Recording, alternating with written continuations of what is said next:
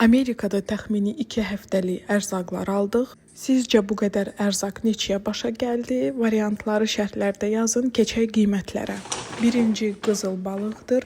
2 dənə süd. Biz ancaq A2 növünü alırıq. Çələkli qazlı su. Uşaqlar üçün müxtəlif meyvə şirələri, şəkərsiz meyvəli lavaşanalar, kukislər, pizzalı krekerlər, yenə meyvəli lavaşanalar, yenə pendirli krekerlər, 2 qutu 18 dənəli yumurta, makaron, qızartmaq üçün zeytun yağı, marinara sos, kartof, şüyüd və şüyüdün qiyməti burada məncə çox bahadır. Belə şirin popkorn, qara çörək, onun adı yadımda deyil, şirin düyü deyil, dog çörəyi, 4 dənəli tuna konservası, 2 qutu mavi yemiş, göbələk, kivi, bir bağlamada kök, pomidor, brokoli və gül kələmi, yenə bu düyü, makaron, çoban yastığı, çay, şokolad, yenə pomidor, bananlar, bir bağlama apelsin, duzlu kərə yağı, limon, 2 dənə bibər, keşnik, bir bağlama xiyar, gavalı, bir bağlama ispanaq, kələm, yenə xiyar və yenə də kartof, bir bağlama soğan, 2 dənə toyuğun sinə əti,